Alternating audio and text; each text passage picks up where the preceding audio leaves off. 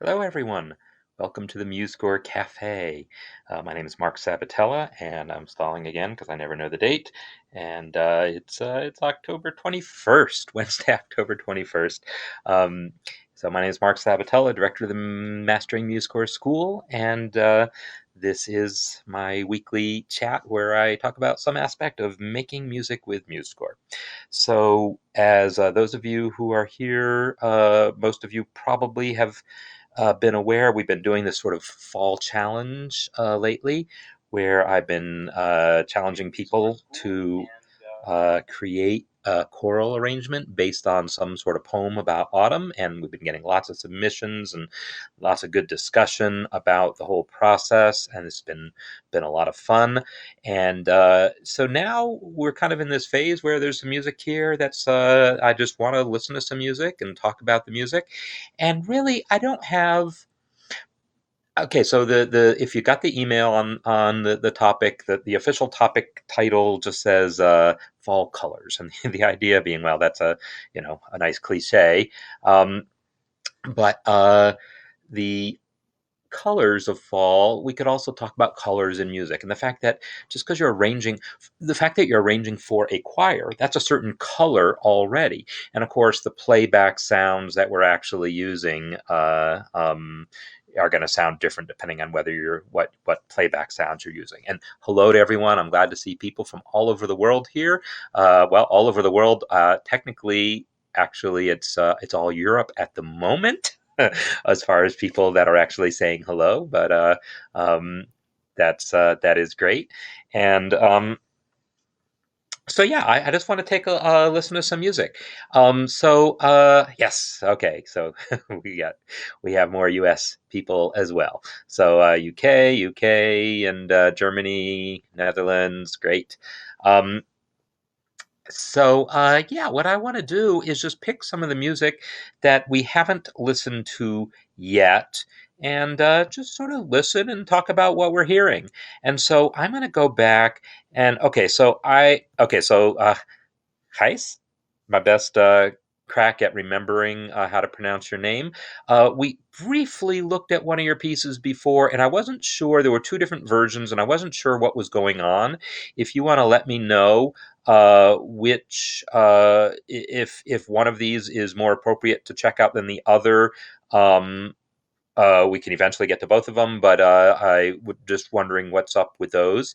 And then Andrew Mason, also, I believe last time you mentioned something about this road home, and there was something specific that you wanted to talk about regarding it, but I don't know that I ever quite got what that was. So we're just going to uh, check out a few things. So I want to go listen right now. So Kirk Weed has submitted a few different pieces here, and I think we listened to one briefly, but I want to listen to this one here.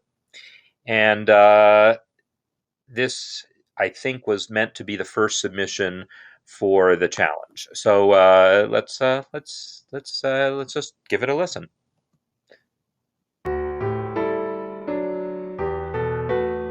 Actually, before I go further, let's confirm that you all can, in fact, hear that.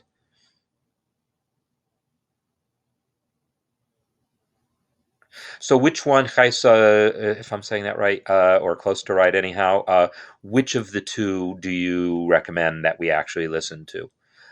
You don't have to have MuseScore Pro to share your music. A free account is fine. So just sign up for a free account. You can upload all the music you want for a free account. Okay, so thanks for confirming that the thing is there. The only thing you need a pro account for is to download other people's copyrighted music, like pop songs and so forth. But you can download all the original music you want for free. You can download all of the public domain music for free, and upload all the music you want for free. Just create a free account. All right, so let's give this a listen, and yeah, I'm gonna listen. We'll just listen to it right here on MuseScore.com because that way we can all be looking at the same thing here.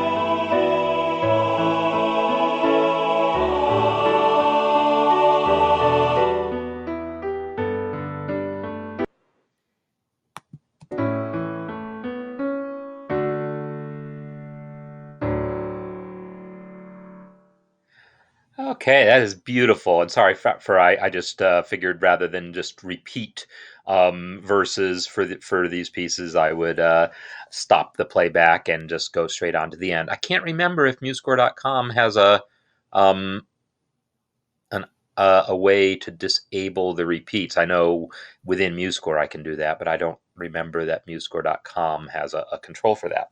So yeah, really nice, Kirk. I don't know if you're with us here. But it's a really just beautiful melody and a beautiful arrangement of it. And so I'm gonna just make a few random comments, and I'm gonna try not to get too lost in the weeds. Sorry for the pun there on Kirk's name. Um, uh, but I want to not get too really deep into talking about any one piece so that we can like listen to a bunch of pieces today and talk about things that they have in common, things that are different about them, and so forth. And in particular, thinking about my theme of talking about color.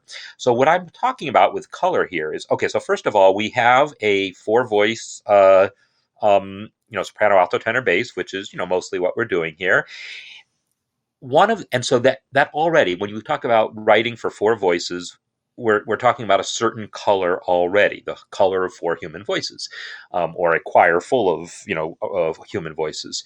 And yes, the playback sound that MuseScore uses may or may not really sound like human voices, but whatever. But in addition to that, now when we start getting a little deeper into what's going on, these this piece, and in fact most of what we listen to, has been in what I would call a hymn type of style or chorale style, where each melody note is essentially a single note. There's not a lot of use of melisma, right? There's not a lot of we plow the field. Get going silly with the melismas, but the point is that is its own color. And the use of counterpoint, where maybe the we plow and then another we plow would come in later, right? That is a very Renaissance technique of arranging music in this sort of overlapping layers of counterpoint. And so that is its own color that pretty much no one is doing here, which is just fine. I'm not saying anyone should have been doing it, but that is a form of color worth worth talking about. So the fact that we're looking at stuff that's basically each syllable lining up with a single note, everyone together, is a certain color there. Then there's the degree of uh, diatonicity. Is that a word? It is now. So the degree to which a piece is diatonic. So this is in the key of D, and just by perusing it, you can easily see, looking at it, there are literally no accidentals. Is that literally true? Literally no accidentals. I think that's, if one of them snuck its way in there, it snuck. But it's definitely quite diatonic. And so that in itself puts it in a particular type of color also. It gives it a very folk-ish vibe to it. And yeah, it has a certain type of color that comes from use of mostly diatonic harmony.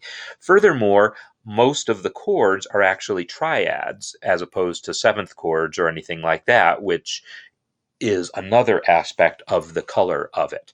One of the things that he is doing that's putting it in an even more specific type of sound is there were a few places where I should have noted where they were so I could point them out more easily.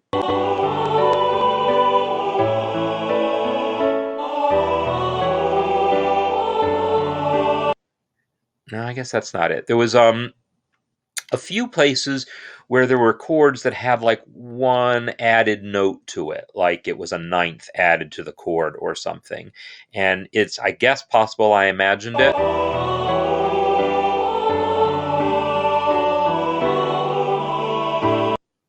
Yeah, so here is the type of sound I'm talking about, but now that I see it, it's really analyzable as sevenths and suspensions.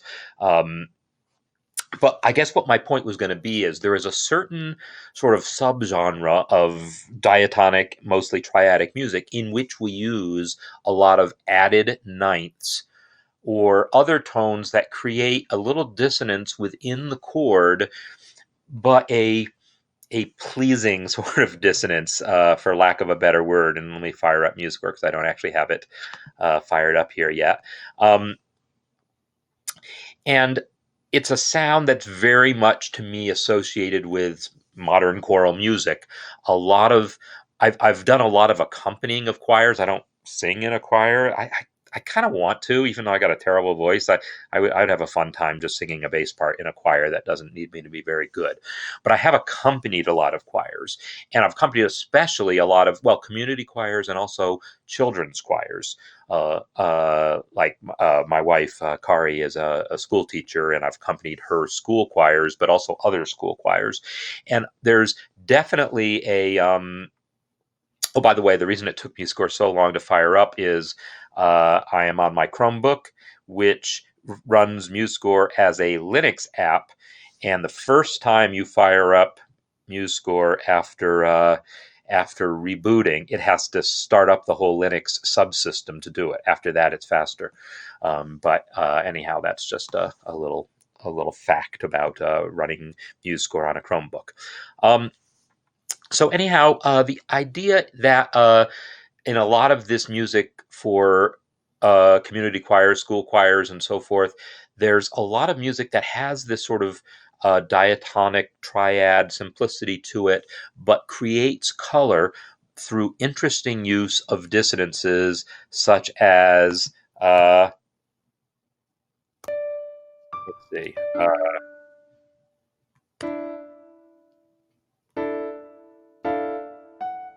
this type of sound, where we have the E and the D next to each other. This is a D triad, but we're including this second or ninth as like a color tone, and it's either in this octave or maybe up in this octave. That's probably a little more appropriate. That we hear that ninth right next to the third like that, and that's a sound that I perceive that I heard in here, whether or not I imagined it or not.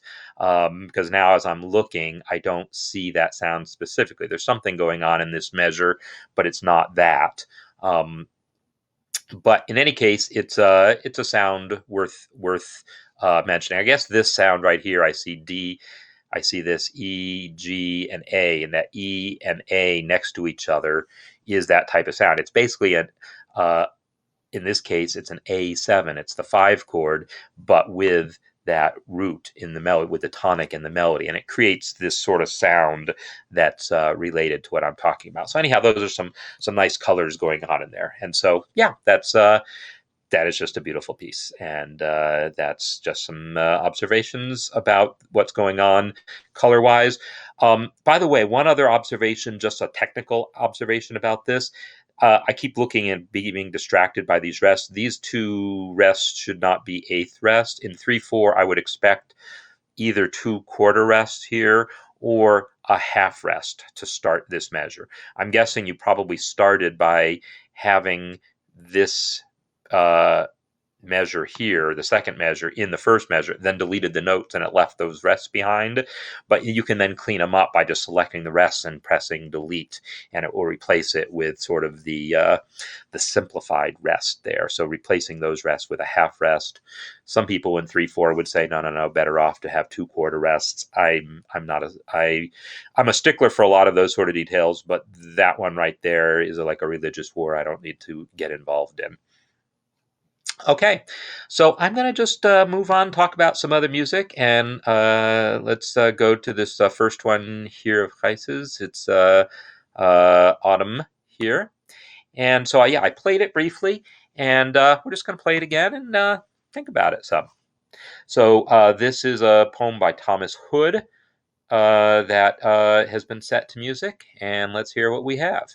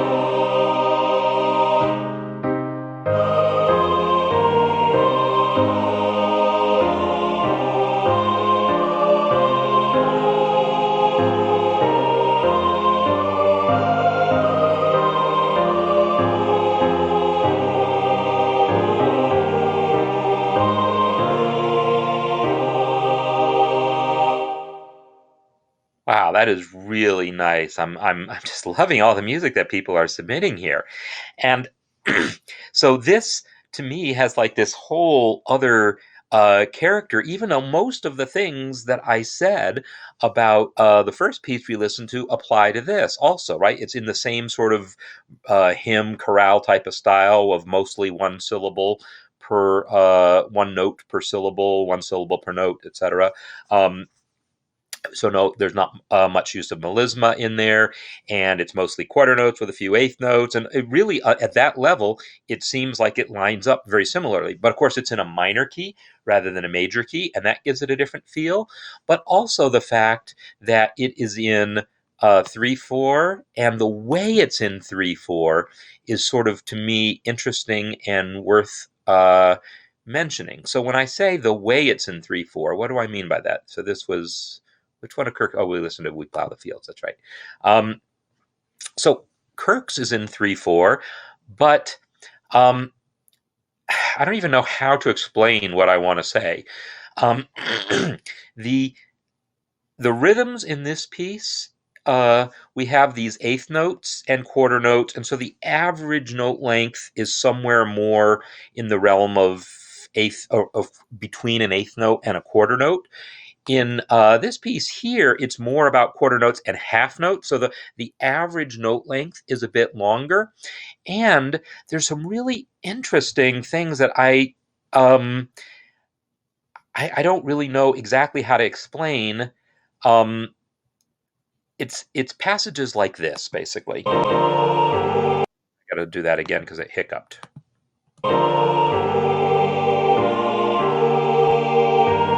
So this is a form of syncopation when you have this type of rhythm: 1, 2, 3, 1, 2, 3, and that type of syncopation happens a few places in the piece, and it gives it this sort of really interesting, unique character.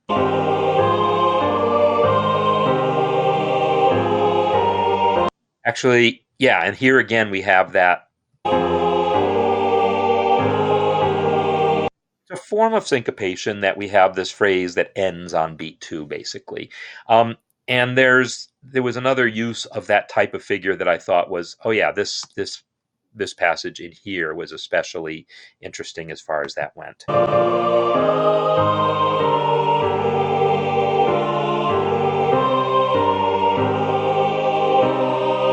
And here, that sort of slightly syncopated figure isn't really the end of that phrase; it's in the middle of a word, and the word finishes here. So there's, without getting, overthinking it, it's just really interesting rhythmically what you can do with just quarter notes and half notes by using them in different ways. Because this here, when you have a whole measure full of quarter notes, or a measure that's a half note on beat 1 to kind of finish the phrase and then start the next phrase, is the more common type of rhythm. And so every time we have this rhythm that's a little different from that, it creates some interest. And what it really does is it makes the melody feel less boxy, less like it's these little 4-measure boxes that the melodies fit into. Because realistically, a lot of melodies do that. In fact, okay, so let me just pull up my. I just uploaded yesterday a bunch of like folk songs that I'm using as examples in my harmony course here, and having people like try to reharmonize them. But all these melodies are really classic examples of like exactly 4-measure phrases. Well, let's listen to MuseScore play it.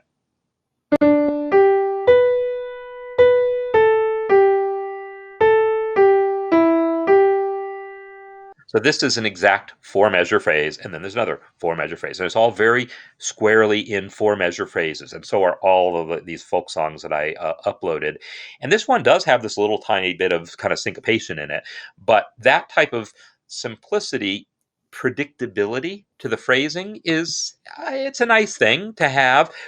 But to me, this piece kind of escapes that.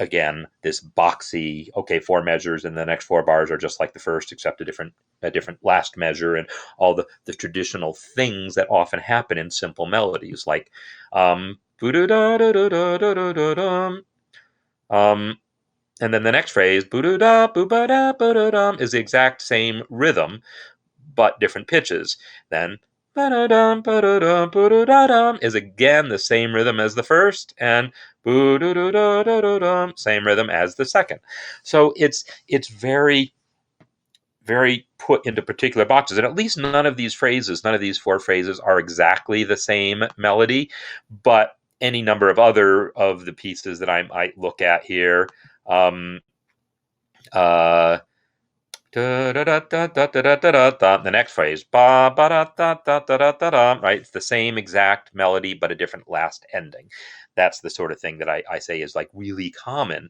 And that's fine too, but I just love it when we can escape that and find other things.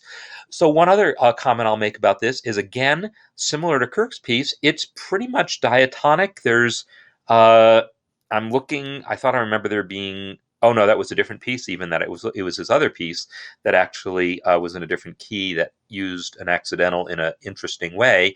But this is all pretty much diatonic. Yeah, completely diatonic within that key of C minor, and it manages to again be really sort of interesting in how these chords fit together, in that it doesn't keep coming back to that same one chord all the time. Some of the cadences, like here, let me start it again. So if the piece is in C minor, as it claims to be by the key signature, or maybe it's E flat major, whatever, then I would say that that was a one chord. But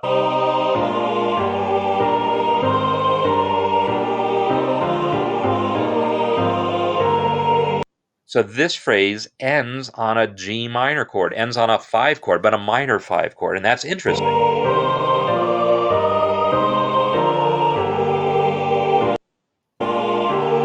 Again, phrases ending on G minor chord.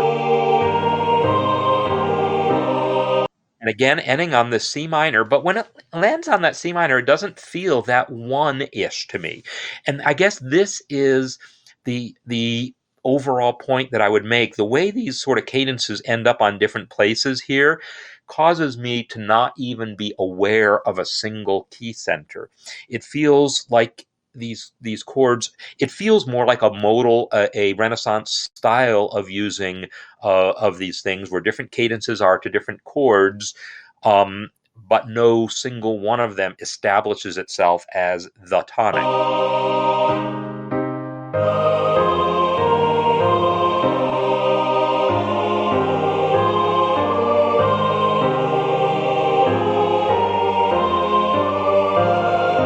And that little passage going up in, this sort of climax up here is just really nice.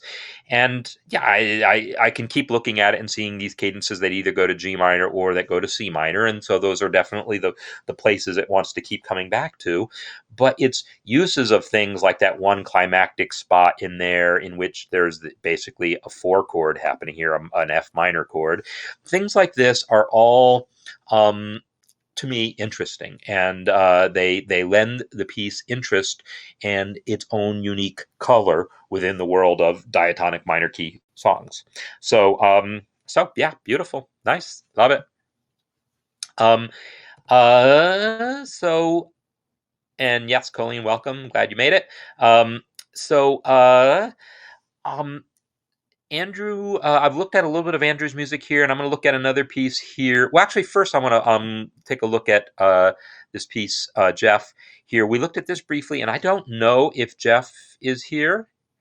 Um, question: would to show chord symbols in this sheet music? So this totally depends on your goals in this. If your goal is, I'm going to have this performed by a choir and I want that choir to sing exactly this, and I have this piano part, this piece of Kirk's, the piano part is not just the vocal part, right? It's its own unique part that was really thought out as a piano part. A lot of choral music is not set up that way. Like a lot of choral music, there might be a piano part provided, but it's essentially exactly what the choral part was. And I think that's the case here. I mean, there might be a couple places where the harmonization is slightly different, but it's basically the same thing. So in these cases, I would not put chord symbols. You've got very specific things you want the piano to be doing, either what Kirk's did of its own part, or here where it's just supporting the choir. On the other hand, there's any number of types of music in which you might actually want the pianist to be providing some additional accompaniment above and beyond what you've written. And that's what Jeff's piece, I think, is doing here.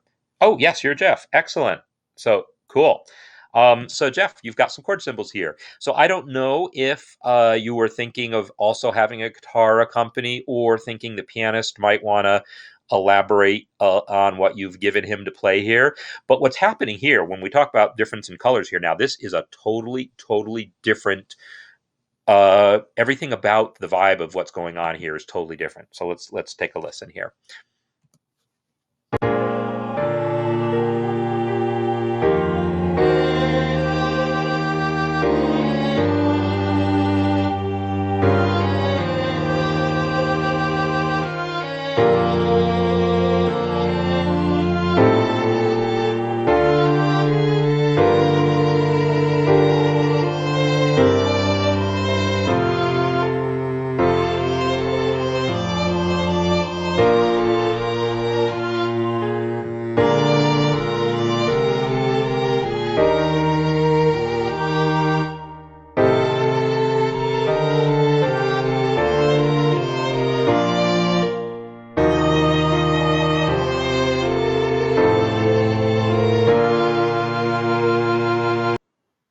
Nice. I like this piece a lot, and I like how different it is from what most of the other pieces have been, in that it's not, the harmonies are coming in, the voices are singing in unison, but we've got these interesting things going on, like the way the violin part has all these counter melodies and things. This counterpoint going on is just really cool, and this is its own color, right? I mean, we've got you can have choir all day long sing pieces in which you've got four voices and they're singing in harmony and they each have the same rhythm, and it's accompanied by some four chords on the piano. You can do a ton within that realm of color. You can have major keys, minor keys, diatonic pieces, not diatonic pieces. You can do all sorts of stuff within that world, but at some level, they all have that same color. We're talking about different shades of green here.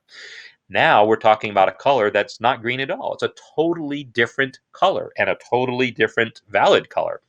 So back to the question of chord symbols, you use them when you envision the accompaniment perhaps being something other than something you want to fully notate. So if you want guitar accompaniment, unless you're giving it to an actual classical guitarist who can really like read the notes, and you are expert enough at how to write for guitar that you can write something reasonable to play, most people probably wouldn't try to write guitar accompaniment for a choir unless you really know what you're doing and know the person accompanying it is going to be able to do it. But just putting chord symbols in there, assuming that they're going to either come up with a finger picking pattern or a strum pattern, is perfectly valid. Or if you've written kind of a bare bones piano part and you figure a pianist might want to elaborate on this. So yeah, Jeff, I'm curious about that. If you envision these chords being played by a guitar, or if you envision the piano player actually elaborating a little bit more on what you've written, or if you're envisioning other instruments perhaps getting involved, or you just put them there just to help yourself and anyone else reading it understand the harmony. That's valid too. Some people do put in chord symbols just as sort of a learning tool, a studying tool. And it's really nice for me because then I get to easily talk about what's going on in this. And so to me, there's so many interesting things going on in this piece harmonically that are interesting to talk about, because as opposed to the other pieces that were mostly diatonic, this one is not. It's using things like right off the bat, a dominant seventh chord that's not in the key.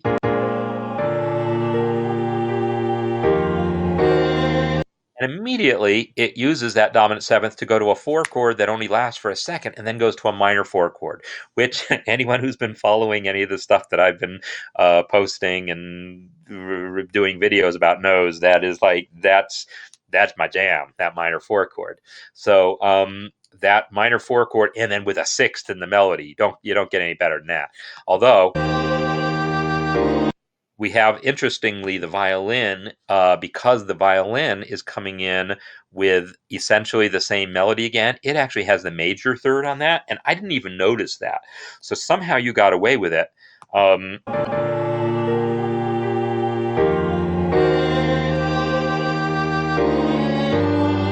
So yeah, interesting that the piano has got the G flat. It is an E flat minor chord, but the violin is coming in with a major third.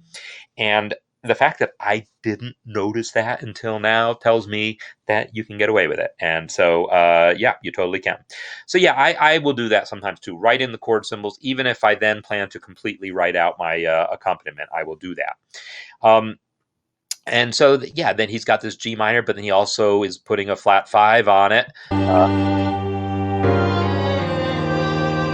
And going to this, going again to this 4 chord. So it's got these different sorts of chords that are a lot of sevenths and some alterations like that flat 5, some non-diatonic chords like that minor 4 chord.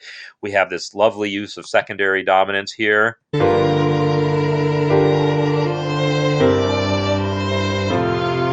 So by secondary dominance, I mean we're in the key of B flat. F is our 5 chord, but C7 is the 5 of the 5 chord. Now here you say G7, but I don't actually see any B naturals, so I don't think you actually really gave yourself a G7. It probably would have worked. I think it might have felt like too much though, and I think it's probably just as well that you didn't do it, but it could have been interesting. In fact, for grins, I did download that one, Autumn Within. Let me just open that guy for a second because I'm curious. So can you play? Yeah. So within MuseScore.com, there is some limited support for the mixer. And let me go to that. Here in the mixer, if I turn that on, I can enable the synthesizer and I can turn down other stuff.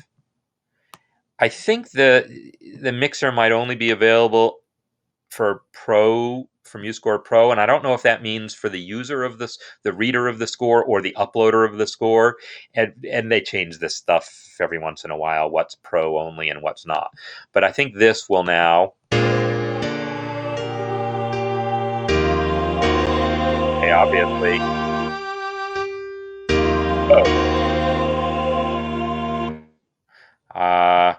I thought I turned everything else way down, and I did not hear that at all. So I don't necessarily trust this MuseScore.com mixer, but let's try that again. Yeah, that's not working at all, right? So maybe there's some trick to it that I don't know. I almost never play with it. But what I can do is come in here and open the score within MuseScore. And then within MuseScore, I can absolutely do it. So within MuseScore, if I open the mixer, that's F10. Now I can take these other voices down. I mean, I can also solo the voice. You know, I can do things like that.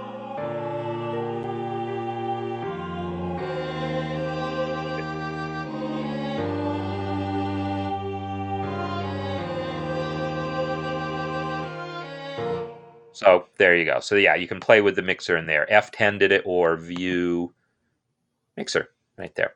So yeah, so you can definitely play with that. You can also control whether the chord symbols play back. Assuming you have, so MuseScore 3.5.2 just released like 2 days ago, and it finally works out all the little kinks that happened with the 3.5 release. So what's going to happen now, chord symbols by default will play back when you create a score. If you load a score created with an older version of MuseScore, they won't play back by default. This was created in 3.4. So the chord symbols are not playing back by default. If you want them to play back, you can set one to say play here in the inspector and then say set as style. And now all the chord symbols will play. But, we were already hearing the chords from the piano there, so we don't necessarily need them. So I can actually probably just undo all that. There's no reason to listen to those chord symbols play, unless I wanted to make them play with a guitar sound, which I can do. View mixer again, and come down here. I figure I'll show you some stuff that you might want to know about. If I select that voice staff, click this little arrow there, it'll expand to show the different subchannels there. The second one here is the chord symbol channel, and I can change it to be some sort of guitar. How about 12-string guitar? Why not? I don't even know if there's a real guitar 12-string sample or not. Oh, I have to actually turn off. There's that sound. Okay, so that's probably not going to be very pleasant, but just so you can understand that it really did it. Let's do it.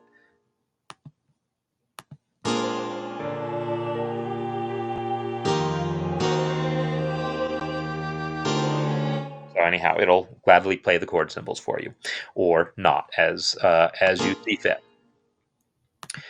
You can also, there's also a new option now. If you want all your old scores to magically have the chord symbols play, because you write a lot of lead sheets and you want them to play, you can now go to Edit Preferences, Advanced, and there are now settings here. Score, harmony, play, disable for compatibility. So that option is set. That means older scores will have their chord symbols disabled by default. And then there's another option, disable for new scores. That is, this option is turned off by default, meaning for new scores, chord symbols will not be disabled. If you never want to hear chord symbols, you could just enable that option, and then even new scores you create will have your chord symbols disabled by default. But those just control the default. It's the inspector here, the play here, that controls everything that happens after that. So let's see, got some other things. So Road Home, oh yeah, it is a beautiful piece. Yeah, I will definitely take a look at it. Yeah, so I did look at it and was wondering what the story was there, Andrew. So thanks for getting back to me on that. So yeah, so there's lots of really nice things going on here as far as the use of the harmony, the way there's, the reason I brought this up was I wanted to actually try making this G7 really be a G7 by making these, be B naturals. And hear that. So I will actually undo those changes, and then so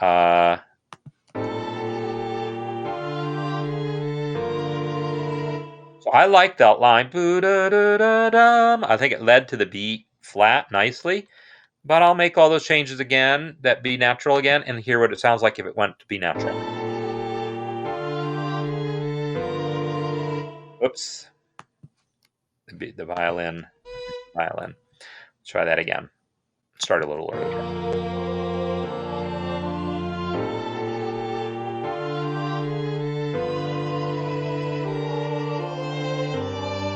Yeah, that's nice too.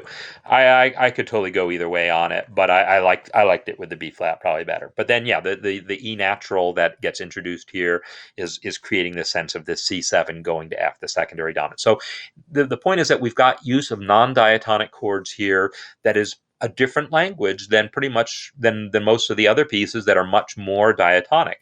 And the use is, we've got secondary dominants here. We have that minor 4 chord that I talked about. They're all the sort of standard things that I teach in my harmony course, and that composers have been using for hundreds of years, sort of independent of genre. Whether it's Beethoven using the same secondary dominants and minor 4 chords, or whether it's Charlie Parker using the same chords. It's all in jazz. He's a jazz person for people who don't know. it's definitely all the same sort of language. So yeah, and then we have all that use of this counterpoint in the fact that the voice comes in and violin, and the violin comes in with a repetition of that melody, but altered to fit the harmony. So it's not, exact perfect repetition. It's repetition in service of the harmony, and it's some of it's that sort of repetition, and some of it is just nice little fills, like this little passage that we just listened to.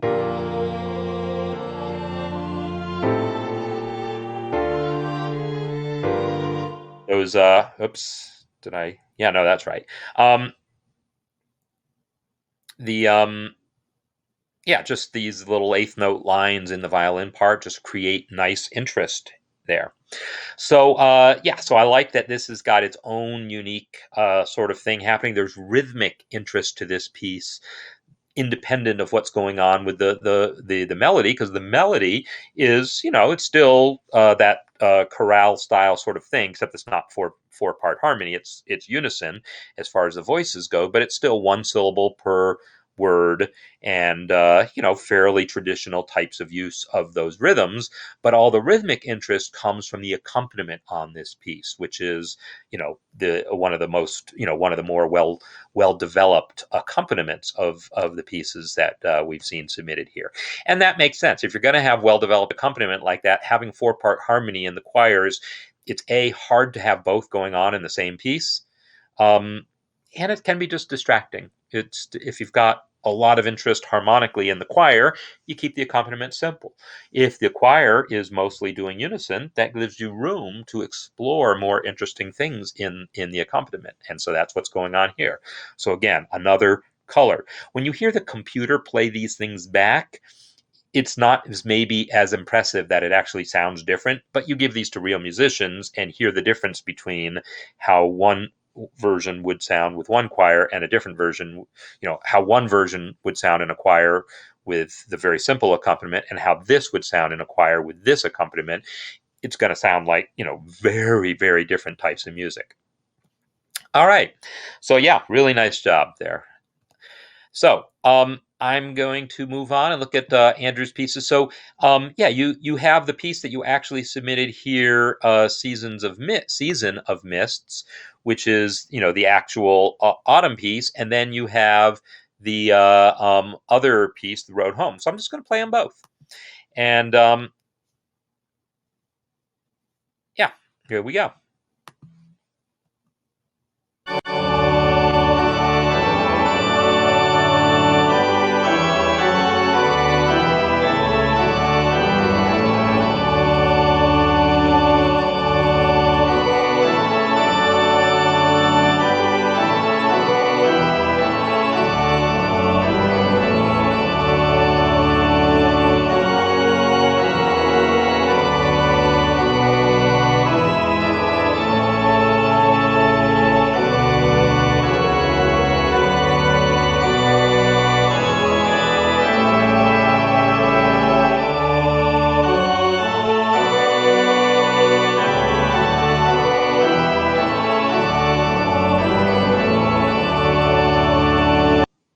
Nice, love it. So, yeah, where we this piece, like some of the other ones that we've heard from Andrew, has I think just that chorale style really nailed here. In that, yeah, we've got the four voices doing the chorale thing of each syllable to a note happening with minimal use of melisma, like some of these eighth notes. And uh, but specifically harmonically, it's diatonic, but it's using this idea of a chord change every beat. That's something else I didn't really point out, but in some of the other pieces that we looked at, well, actually, Gijs's here also has a chord change every beat, and that was worth mentioning. But sometimes some of the pieces have more a slower harmonic rhythm, right? More like I think Kirk's piece that we listened to here was more a whole measure, two measures of the same D chord, and then a whole measure of the G chord, a whole measure of the A chord, a whole measure of the E minor chord, whole measure of the D chord with the F sharp in the bass here. So that harmonic rhythm is also part of what makes it feel more folky, as opposed to the sort of traditional, Christian hymn. Well, 19th century hymn. I'll be, to be more specific. So this has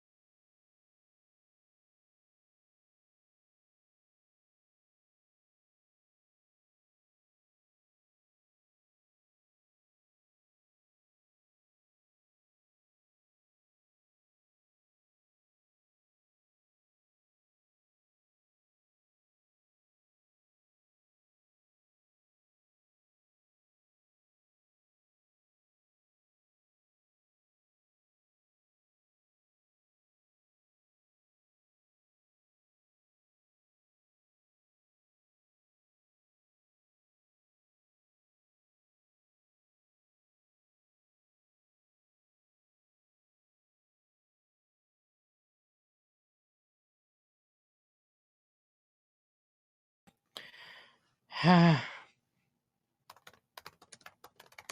mic again. I don't suppose that helped.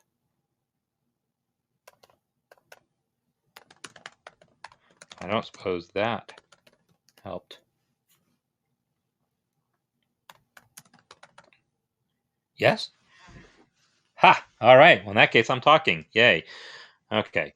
Well, so anyhow, yeah. So I really do like this piece, Andrew, and yeah, it is a good example of a lot of things that are worth going into about. But as you said, it's not specifically about the fall thing. Maybe I'll talk about it more in the future. But yeah, I did want to highlight those sounds since I had talked about them, and the sound of this kind of triads with an added note, but the added note causes a second. That sound right there. We have that B flat triad, B flat, D, and F, but with this added ninth. Now in this case, it only lasts for a beat. I guess I need to zoom back out a little bit. But we get that sound. Here's a minor chord with that same sound, that added ninth resolving down. This sound is just, yeah, it's just a really big part of a particular color of choral music. And it's not just choral music, but you can do this in instrumental music too, but there's something about this sound that's of just a very beautiful, specific sound to a particular genre. And so when I talk about different colors that one can achieve, you choose to use that sound, then you get a certain type of color in your music. And if you don't use that sound, well, then you have a different color in your music.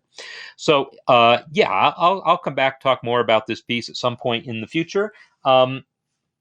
But I'd like to thank everyone for being here. And sorry about the technical issues at the end. And obviously, this is now the last, well, two of the last three times I've tried to do this, I've had something cut out on me. So I need to understand what's going on, and I don't understand what it is right now. But I will attempt to figure that out, and hopefully next time have a less troublesome cafe. So. I would say if there's people watching this who still have pieces you're working on, submit them and we'll listen to some more music next week. If we don't have more music next week, we'll talk about something else. But I'm totally good to have one more session just talking about fall challenge music. If nothing else, I will probably write my own because I've been slacking. I started and then I never really got anywhere. So yeah, feel free to keep submitting music and specifically relating to the fall thing. And if we have some, we'll talk about that. And if not, we'll talk about something else. But either way, I look forward to coming back at you next week. So thanks, everyone. Thanks for all the music. Been really a lot of fun hearing what everyone's coming up with. And I'll see you next time.